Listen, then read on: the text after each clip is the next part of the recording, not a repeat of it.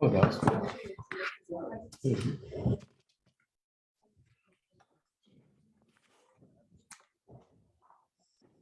Tape.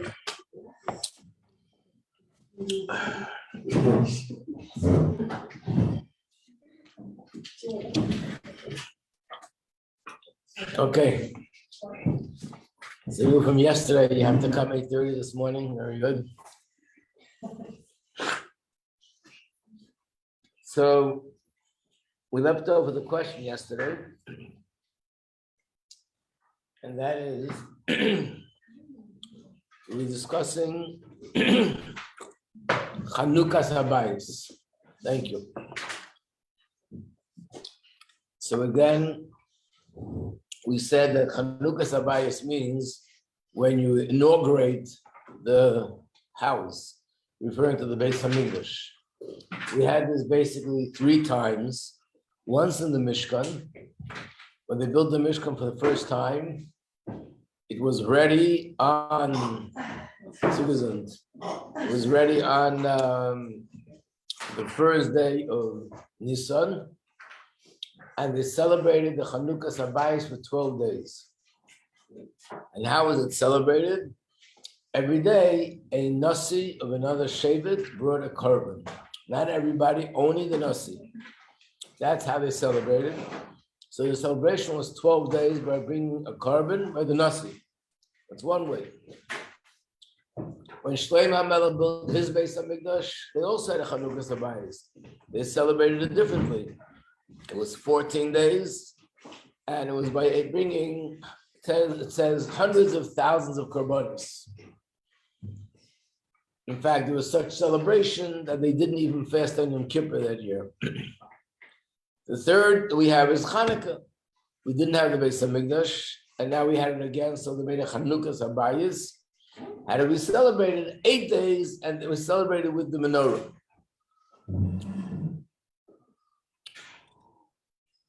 And this is the way the custom comes from, that when we move into a new apartment, person buys a new house, we also make Chanukah Habayis. And this is the meaning of the words, which we say in davening. It's a chapter of Tehillim, Mizmar Shir Chanukah Habayis LeDavid. This is the song that we sang for the Chanukah Habayis. So we're going to talk a little bit about what is Chanukah Habayis and why is it so special.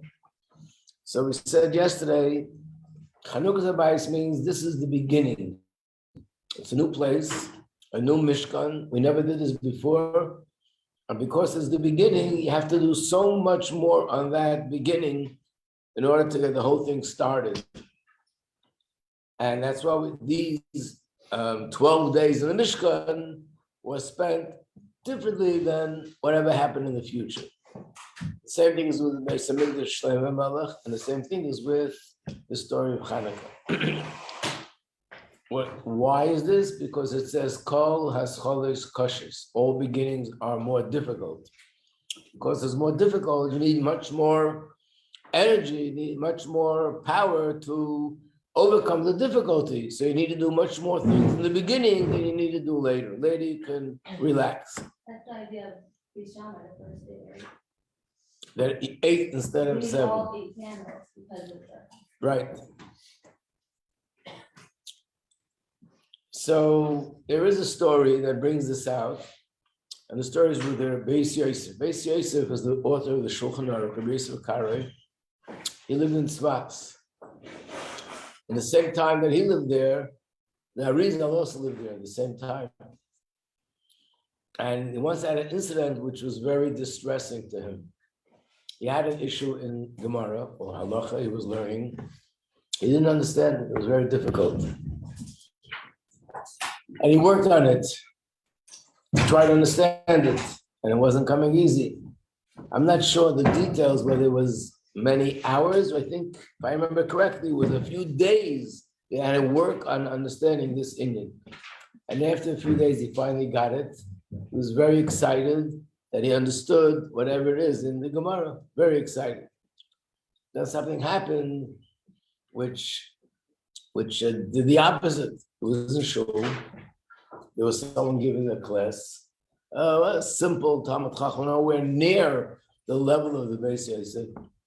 Someone asked a question. He thought for a second and gave the answer. The answer that he worked on for days, this person gave it in a minute. So he was beside himself. That means there must be something wrong with me that this person was able to think of it. He didn't think of it as jealousy. He just thought there must be something spiritually blocking me. And that's why I needed to have so many more days to figure this out. Because look at this person, he figured it out in no time. So he went to the Arizal to ask him what to do about it. So Arizal said, no, he misunderstood. What happened is this Inyan in Torah was never revealed since the day the Torah was given.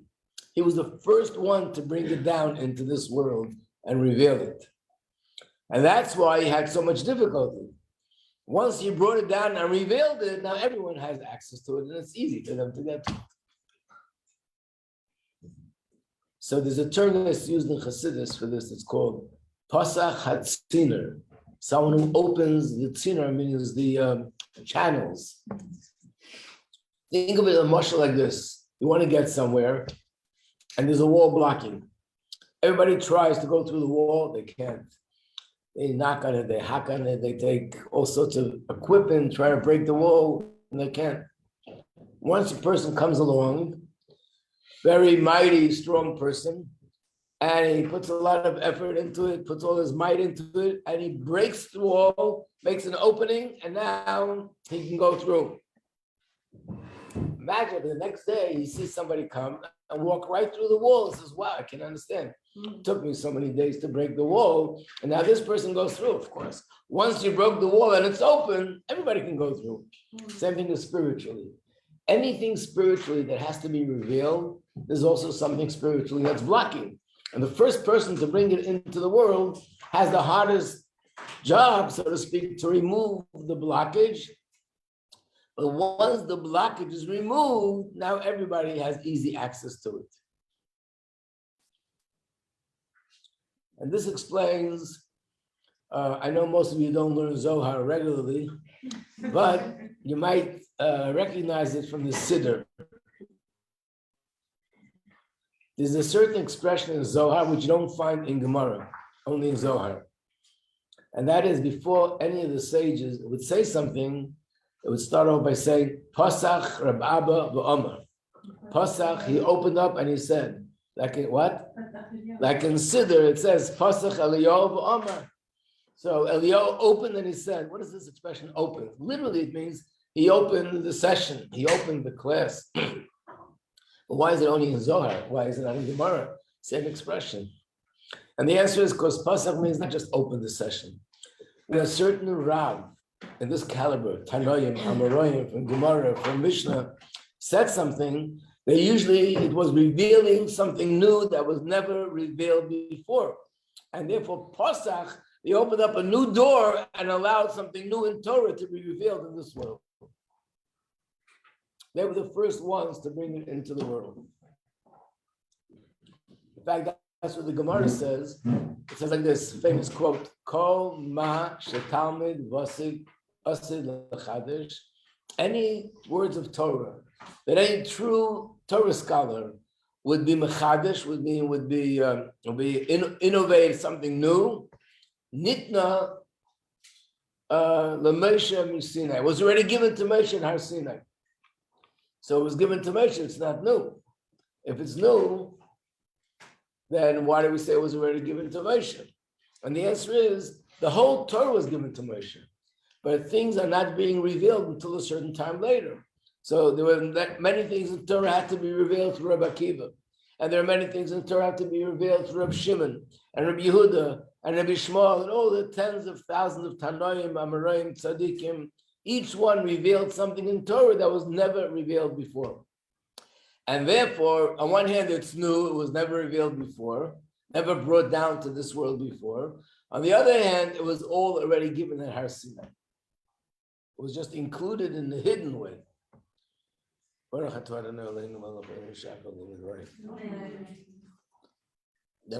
we say thank you to Dvorah, first to Hashem and then to Dvorah.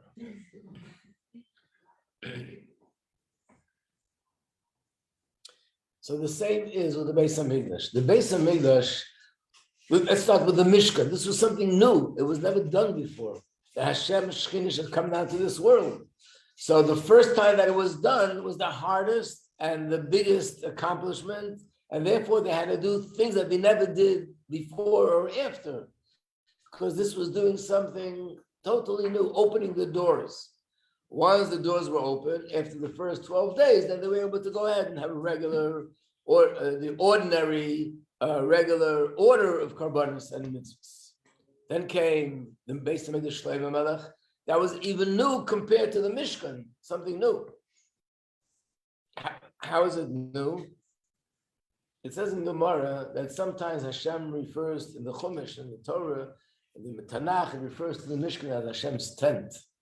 But the Beis Hamikdash is referred to as Hashem's house. It's a permanent place. The Mishkan moved around. It was here, then it was there. Hashem didn't have a permanent dwelling place. Once Hashem built the Beis Hamikdash in Yerushalayim, that became the permanent dwelling place forever. In fact, the second was birthed in the same place. The third was Mashiach was built in the same place. This became Hashem's permanent place. So when Hashem's presence was brought down into the world in the first Chanukah Habayis with Shlomo Melech, it was new. It was not the same thing as the Mishkan. It was a much higher level, a newer level of Hashem's presence penetrating this physical world. So it also needed Chanukah Habayis. And then when the story of Chanukah happened, of course it was something new. That's why we celebrate it every year. So that means that you need a lot of extra strength when it's the beginning of a new year. Hashem is bringing down new light, a new bracha for the whole entire year. So that first day or first 2 days, we have to add in davening and add in learning and add in mitzvahs and do so many different customs, because this day is the beginning for the whole year. And the beginning, you have to put more effort into it. The same with a chasana, a wedding. It's a day that's going to affect the entire future. So therefore, the Rabbi tells us to add in Tillim on that day, add in Tzedakah on that day. You know, most people add in taking more pictures on that day, and you go do the hair, and you go to here, and you go there. But really, of course, you have to do all the gashmistic things you need to do. But it's also a day for everyone involved, parents, siblings, the chassan, the kala, to add more tzedakah and do extra things, because this day is for the rest of a person's life. And the same thing on a local level is a birthday. The birthday is sort of the Rosh Hashanah for this new year. It's new life I'm getting for the new year. So for this new year, again, I have to add extra. The Rebbe gave 10 minhagim, what to do on a birthday, because these are the things we need to do to open the channels to get the new bracha for the new year. But there's one thing about what was done in the Beis Hamikdash, which is really shocking if you look at it in the Chumash. I put it here into the booklet. If you turn to page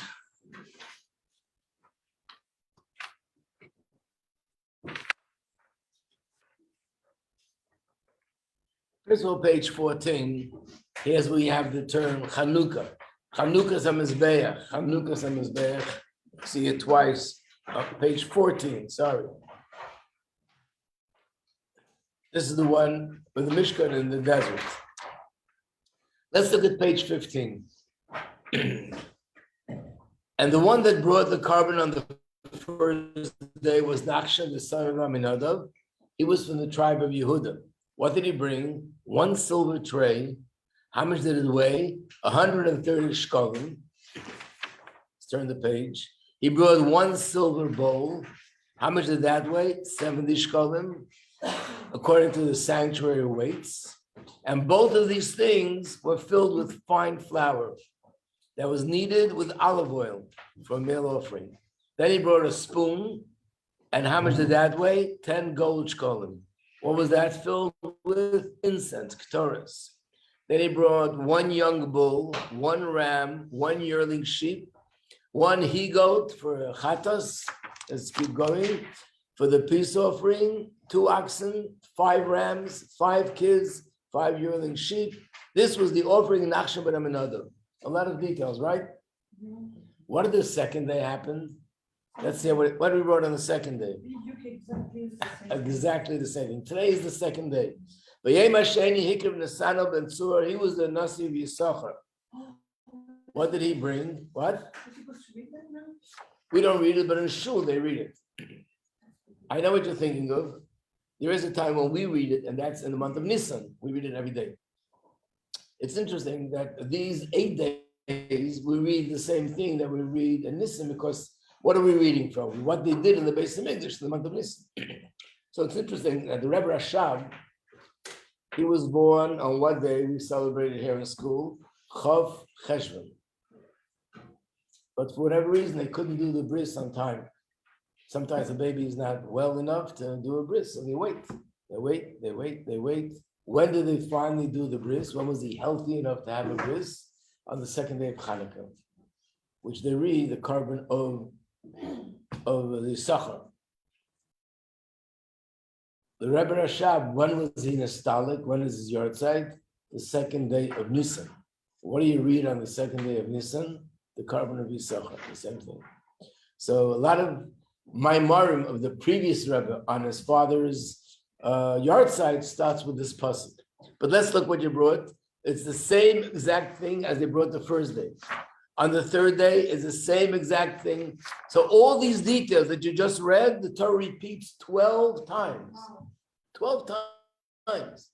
What's shocking is everyone knows, whoever knows the Aleph Beis of Chumash, is that there's not an extra word in the Chumash. And if there's an extra word, the Gemara says, what do we learn from it? Not only a word, not even an extra letter. If there's an extra hey, extra vav, an extra yud, it must teach us something. It's got to be there for a reason. And here, the Torah could have said very easily, this is the carbon, all the details. And then to say, for the next 11 days, they did the same thing. Instead, it repeats every single detail again and again. Anyone know the answer to that question? You must be drawing new lines every day, but I don't know. Don't you see? What? Maybe every day is new. That's the truth. Yes. What is it? No. No, you're right. That's what you just said also. We're doing the same things every day, but it's not a whole new day. It's like I did for the first time. The day is a new day, but what they're doing is the same thing. We have different. We are different. If we do something again, it's maybe change the word. Yeah, but why can't the Torah say? And they did the same thing every day. The kitzur. What? Because it's a new line. Right. No. Let me explain what you're saying. I'll give commentary on what you're saying. Basically, why are there 12 shvatim in the first place? So we know that each shevet draws down godliness in a different way in this world. Just like we spoke about the 7 candles, the 7 attributes. What's number 12? That's another discussion in Chassidus. It's interesting. There's not so many sources about the 12, but it does explain where the number 12 comes from. Something called Yud Beis Gvuli Alachsen. If you ever saw pictures of the Beis Hamikdash, when Shlomo Melech built the Beis Hamikdash, in the front, there was a huge, huge bowl of water, and it was sitting on 12 cows, bulls, 4 to one side, 4 facing the other side, 4 the third side, altogether 12. So there's an explanation why 12, but we're going to learn in the Pasha soon that Yaakov gave each son a bracha. It wasn't just a bracha. You're compared to a lion. You're compared to a wolf. You're compared to a different animal. You're compared to a sheep. You're compared to a donkey. What he was telling them was what their path in serving Hashem is. Each one had a specific path. So when they did mitzvahs, each one brought down something else. So when it says in the Chumash that Reuven brought this and this carbon, the words are the same, the animals were the same, but what they brought down was totally, completely different each day. So therefore the Torah repeats it because it wasn't just they did the same thing. When you read the words of the second tribe, it's something different is happening spiritually than when you read the words of the first tribe and the third and the fourth. So basically, every day is something different that's being brought down into this world. It's a little bit like saying, I saw someone in shul putting on film, so I don't understand, why does the other person have to put on film? The answer is, what do I mean? They're two separate people. He's putting on film for him, he's putting on film for him. In that case, you might say, so why do they both have to, why can't one Yid put on film for everybody? The answer is, every person is connected to a different place spiritually, and I have to draw down where I'm connected to. You draw down where you're connected to. Yes, there are certain mitzvahs that one person could be made to everybody else. That means it's all one. But those mitzvahs that each person has to do their own thing, it means I'm drawing down from one place, you're drawing down from another place. And if there are 1,000 Jews, 100,000, 1,000,000, each one is drawing from a different place. So therefore, each word in the Chumash, literally the words are the same, but spiritually, it's a different meaning. It's a different carbon, it's a different gold, it's a different silver, it's a different bowl, and everything is different in a spiritual way. And that's why it's repeated 12 different times.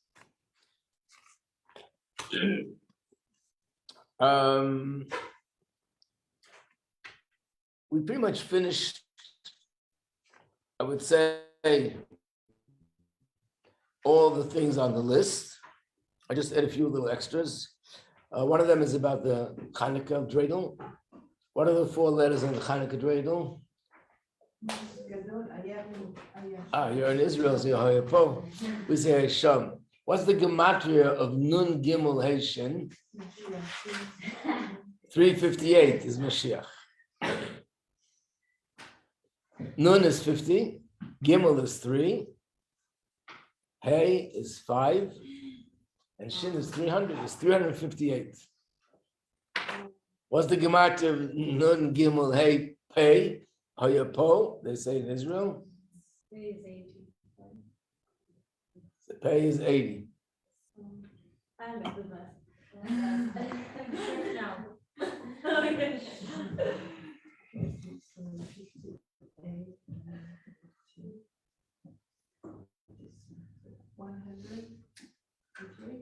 And how much? 138. 38. The Gemara says that Mashiach's name is Tzemach. Then the Gemara says, but there's another source that says Mashiach's name is Menachem. So the Gemara answers, but the gematria of Tzemach is 138. And the gematria of Menachem is 138. The Po is also 138. The Gemara says Mashiach's name is Menachem. Okay.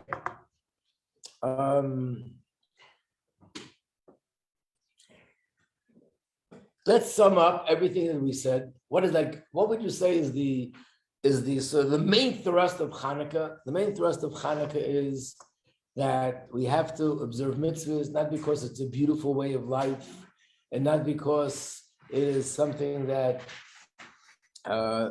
will bring tremendous benefit in this world, tremendous benefit in that world. We do it because it's Hashem's mitzvahs. By doing a mitzvah, we're embracing Hashem. We're connecting to Hashem. And why are we learning Torah? What's motivating us? What's the passion for Torah? The passion for Torah is because it's Hashem's Torah. And through learning Torah, we're connecting to Him, becoming one with Hashem. It's not the seichel in Torah. This is the main issue between the Yavanim, so to speak. The klipa of Yavan wants us to be passionate about Torah and mitzvahs on an external level. It's a culture. It's a culture like other cultures. It's an intellectual activity like other intellectual activities. And the answer is no, not by us. By us, it's not a culture, it's godly. Mitzvahs are godly and Torah is godly, and that's what we're connected to, and that's what we're passionate about. There's a beautiful explanation in Chassidus, but before I go there, I want to ask you a question. How does this connect to Chabad? Chabad is all about seichel. We got to understand, everything has to be seichel, seichel, seichel, seichel. Here we're making such a commotion. Don't be so passionate about intellect and about logic and about seichel. But Chabad tells us, no, everything you must understand. Why is that not a contradiction? What? The brain. It's just To bring in Avayira. But what about the fact that we're saying the right way to bring Avayira is only through understanding? So again, we're sort of raising the banner of logic and understanding and being passionate about the understanding part. Right, because it's bringing you close to Hashem. Okay, so let me explain that a little bit. Where we have to make sure not to go wrong, where we can also deviate, chas v'shalom. Because Torah itself is also seichel. Torah is the most brilliant seichel that exists in the universe, the most truthful seichel, the most brilliant seichel. But this is the explanation. That the reason why we're so passionate about seichel is not that I need to understand in order to do things, in order to be motivated, chas v'shalom, to be motivated because this is what Hashem wants, and that's what motivates me. The purpose of seichel is something else. The purpose of seichel is that if I have something from Hashem, and I'm dedicated, devoted with all my heart and all my soul, and I accept it no matter what, but I don't understand it, then it's not penetrating in the deepest place of my psyche, of my neshama. When you understand it, it penetrates in a much deeper way. In other words, the purpose of the seichel is not I'm dependent on the seichel. My commitment is dependent on the seichel. The purpose of the seichel is what I have should penetrate in the deepest way possible. The deepest way possible is that it penetrates me to the core, that I understand, and my logic indicates that I should do it. That dictates to do it. So not the other way is that I need to understand before I can do, or I need to understand in order to be really motivated. That's dangerous. So there's a very beautiful explanation. The Gemara says, how does the Yetzer Hara work? Today it tells you do this. Tomorrow it tells you do that. And the next day it tells you go worship idols. The simple way that this thing, a little tiny thing that's a little bit off, tiny, teensy, weensy, no problem. Tomorrow it comes along and says, a little bit more. And the third day, it's not a big deal. I mean, you did this yesterday, why can't you do this today? And every day, a little bit, a little bit, a little bit. Finally, it comes to a point where he's ready to tell you, go worship idols, and the person will listen. So make sure not to listen the first time at all. There's a hint to it in this week's parsha. In this week's parsha, it starts off like this. Paro had a dream. He saw 7 good cows and 7 bad cows. So it says the 7, look in the Chumash again, you'll see these words. The 7 bad cows came behind the 7 good cows. And they stood next to them and they ate them up. So there's a certain, I forgot who it was, a Hasidic Rebbe said, that's the way the Yetzer Hara works. First he comes in and says, Shalom Aleichem, can I be here just a guest overnight? I'm leaving, I'm just coming for one time. He's behind you. Before you know it, he's next to you. He becomes a partner. I'm here just like you, we're roommates.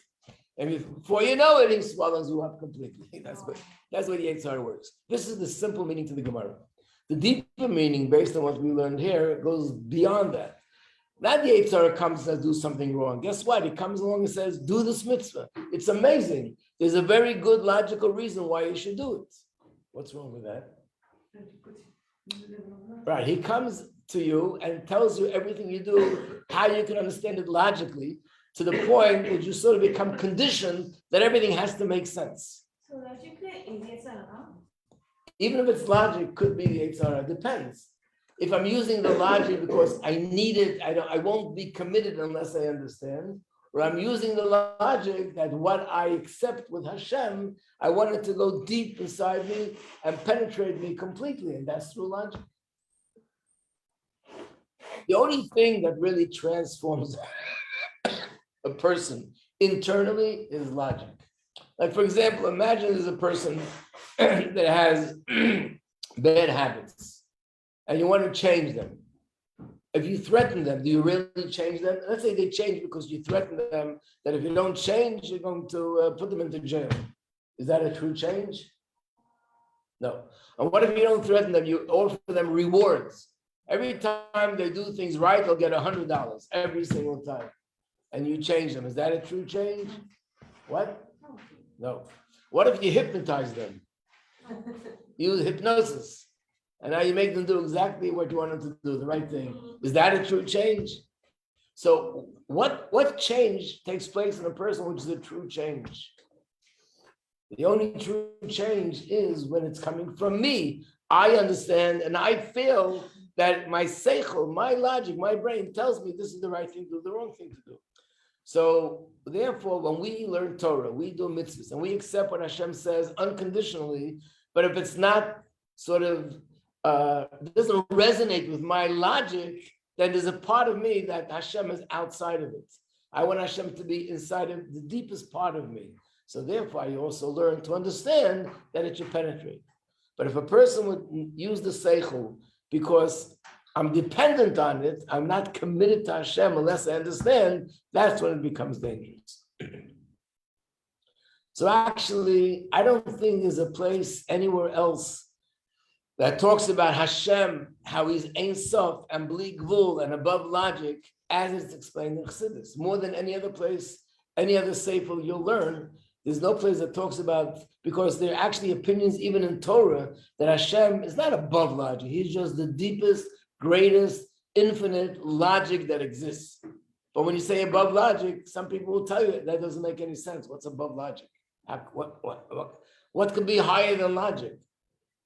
But in other svarim of Chassidus and Kabbalah, it explains, no, Hashem is infinite, means above logic. Logic is a creation of Hashem.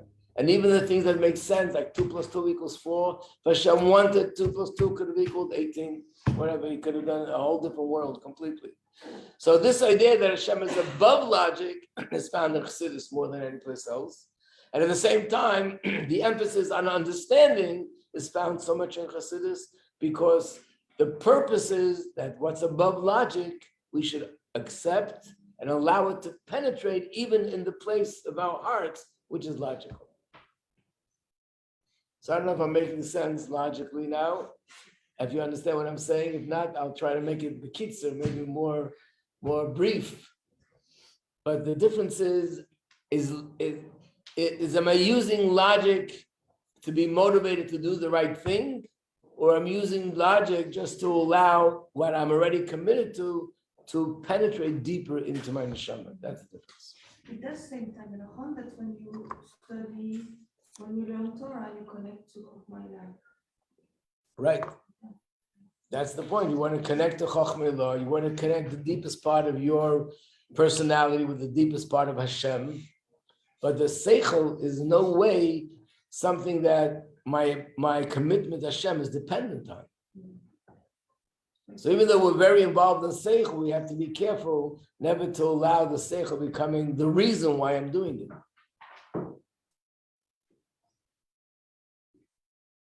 When you understand something, you can be more inspired, you get more excited. It's not the basis and the reason.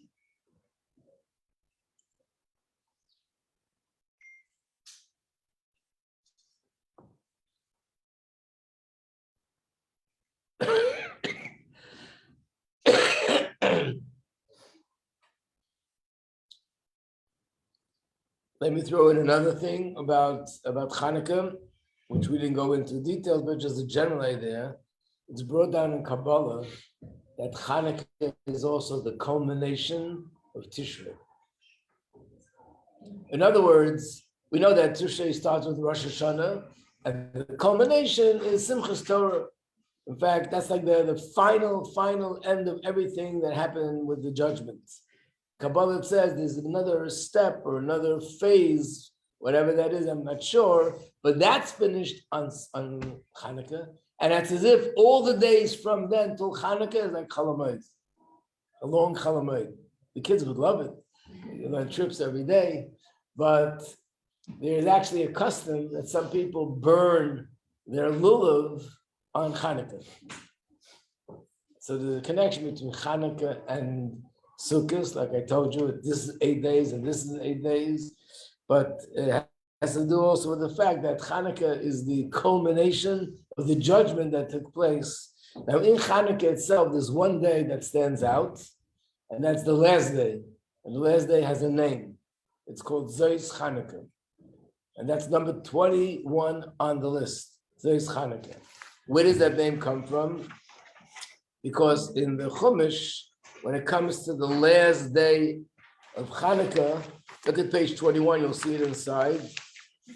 After all the 12 Shvatim brought their carbon, then it makes a total sum.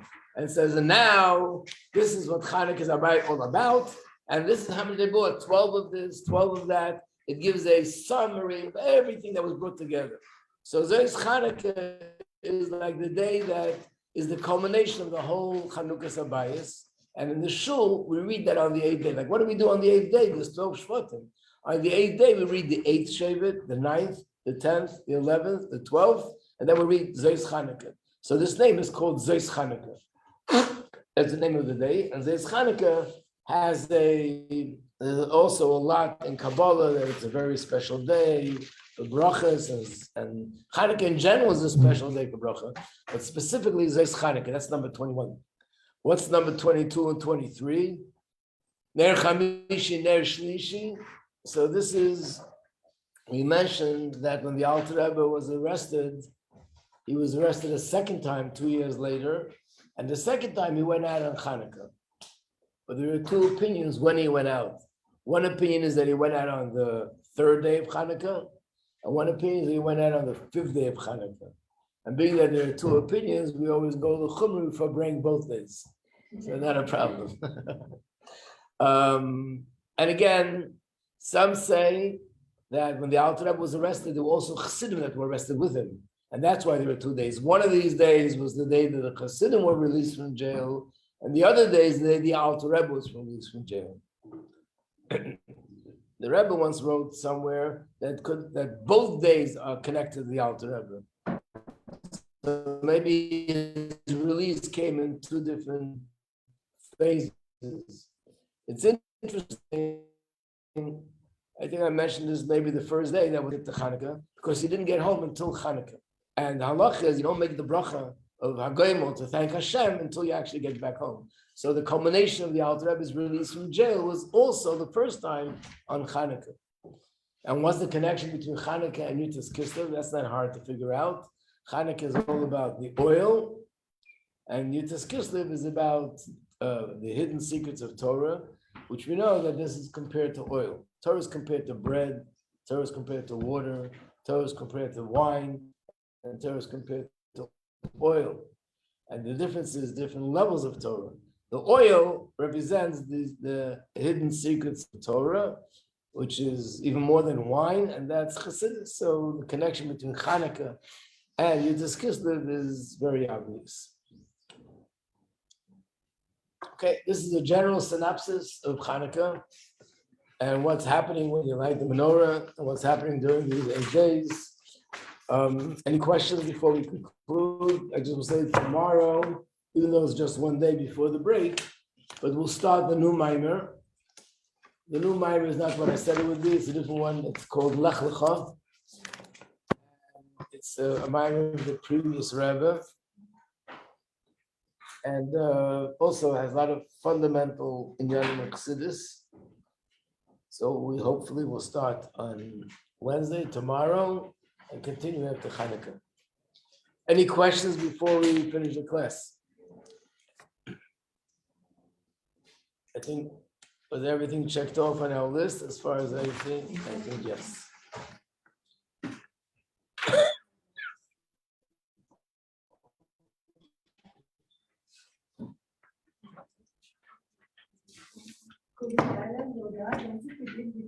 Which one? Yeah, it means that they, instead of being koveya, instead of establishing the yontif through eating meals and sudas, the yontif is mainly through thanking Hashem and saying hello, which is more of a spiritual way because this was a spiritual victory and it was a spiritual war. Yeah. I have a question about the work after lighting the candles. Yeah. What's kind of work? For example, if I'm like, I don't know, doing a copywriting, is it work? And work, I think, means like sewing. So something like Yeah. basically. Laundry, these kind of things. Yeah. And also, it's only the amount of time that the candles have to burn. Let's say it burns for hours. You don't have to